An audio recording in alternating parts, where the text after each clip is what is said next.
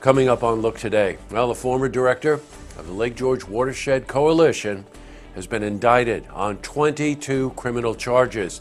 I've got details. Plus, Lake George has been hit with the Elvis Invasion. More on that coming up. And the second FOIL request made by the former Saratoga Charter Review Commission has been denied. I've got those details. All ahead on Look Today.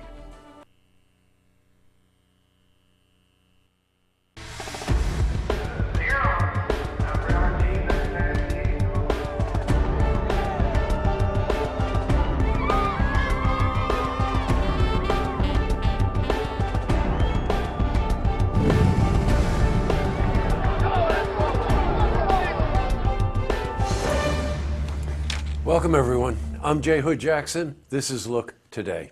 On tonight's program, I'm joined by my weekly guest host, Cheryl Hage Perez.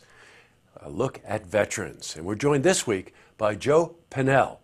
He's commander of Disabled American Veterans, Chapter 158, and he's here to talk with us about what their organization does to help and aid disabled veterans after returning home from deployment with disabilities.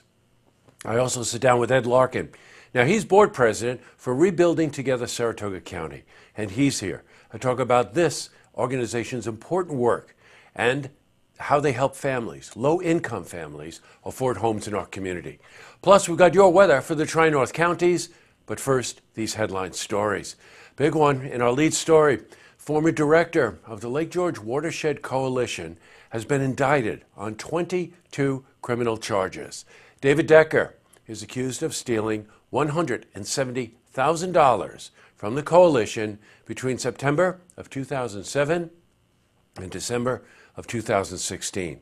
Now, he's currently free on bail and is expected in Warren County Court June 6th. Now, if found guilty, he could face 25 years in state prison. Well, Travis Whitehead, now deemed a Warren County watchdog, is credited for delving into the financial discrepancies at the coalition. And we spoke to former Warren County Supervisor Mark Westcott about this. Well, Travis, as you know, is a community watchdog. He's really making quite the name for himself. He's been looking into a lot of things, and in early 2016, he was attending a county meeting where the county treasurer, Mike Swan, was talking about some grant money that was still due to Warren County by the Lake George Watershed Coalition. So that raised a red flag with Travis, and he decided to start to look into it. He took his findings to the sheriff at the end of 2016, and that ultimately led to the investigation by the sheriff that led to the arrest of Dave Decker. As many of you know, Mark Westcott is host of a new program here on Look Media called Warren Watch, and recently he interviewed Travis Whitehead. You can go to our website, looktvonline.com, and see that interview in its entirety. And by the way, David Decker has been indicted, but you are innocent until proven guilty. In other news, summer season is kicked off in Lake George, of course, with the arrival of Elvis. It's all week long. Now, if you make your way to Lake George, you may run into a slew of Elvis impersonators, some better than others, and they're going to be performing throughout the village. Now, if Elvis isn't for you, there are also other events that are going on this weekend. And we spoke to Lake George Village Mayor Bob Blais. Well, it used to be that Americade was the start of our real busy season, Memorial Day. This week we have the New York State Postmasters in town. We have the Elvis Festival. We have the New York State Towing Association with a big show at the Festival Commons. And then next week we go right into Americade. So the following week is the Law Enforcement Officers Weekend. So now June is becoming almost as busy as July, thankfully.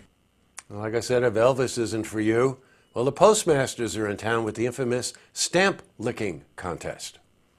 Switching from news to weather, today's soar temperature is in the upper 70s, but there's a chance of rain.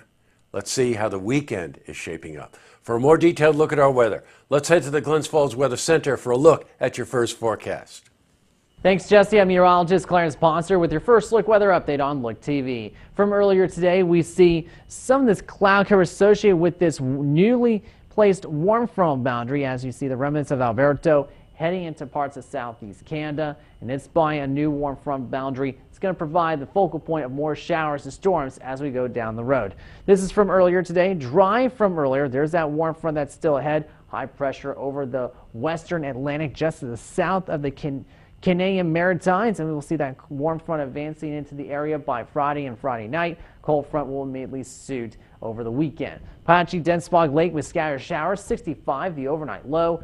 We'll see a 40% threat of showers as we make our way through the early morning hours on your Friday. 67 at 7 a.m., lower 70s by 8 a.m. and 9 a.m.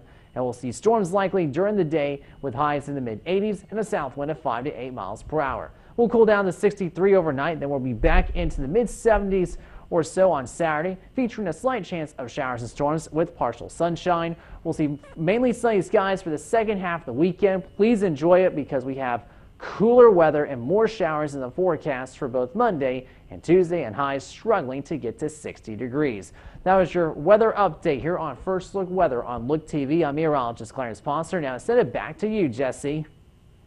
Thanks very much, Clarence. Okay, back to the news. Well, the former Saratoga Springs Charter Review Commission has been foiled again. I didn't write that, I'm just reading it. In April, the former Charter Review Commission applied for a second FOIL request. Now, they lost the charter referendum race, remember, by just 10 votes out of approximately 9,000. Well, it's been announced that the second FOIL request has also been denied. Well, Bob Turner, who's chair of that former commission, has expressed that he intends to file again. So we reached out to Bob today, and we're going to talk to him next week and give you updates then. I think, what was the name of the Who song? We Won't Get Foiled Again? Okay. Up next, the program's heading south. I'm joined by my weekly guest host, Cheryl Hage Perez, for a look at veterans.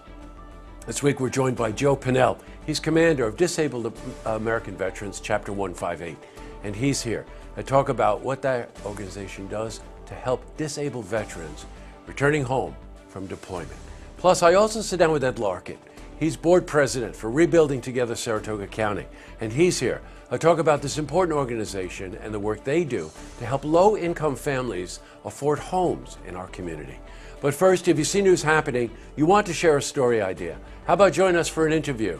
Then give us a call on the hotline, 798-8000. Well, that's all the time we have for this edition of Look Today. Rather peculiar program tonight, wouldn't you say?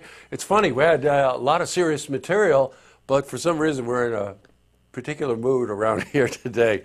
Oh no. But at any rate, so the lookouts I think will follow suit.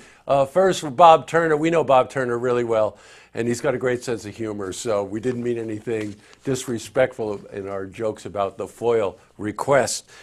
Last night at Putnam Place right here in downtown Saratoga, Saratoga Living Magazine did the release party for their new issue, and really hats off to Richard Perez Feria and to Becky and Natalie and the gang at Saratoga Living. This party was first class. It was so well done, mobbed, everybody had a great time. And in between setup and the actual opening of the party, we had a little downtime, so we went next door to Wasabi.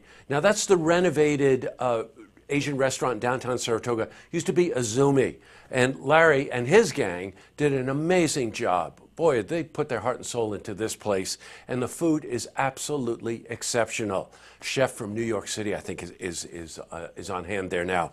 So don't forget, if you're in town, you want Asian food, Wasabi. This morning up in Warrensburg, I saw Jim Cronin. I never get to see Jim Cronin enough. He is such a character. And Cronin's Golf Resort is so special. You know, you go to some other golf resorts and you know what the deal is there. You go to Cronin's, you just feel like you're at home. Everybody's laughing. It's just so much fun and people talking with each other. Really, you play golf, head up to Warrensburg and go to Jim Cronin's Golf Resort. Okay, one last thing. Tonight is sold. That's our call-in auction program. Great estate jewelry and coins. And don't forget, if we're still here tomorrow night, tune in for the stories that matter to you. Good night, everyone.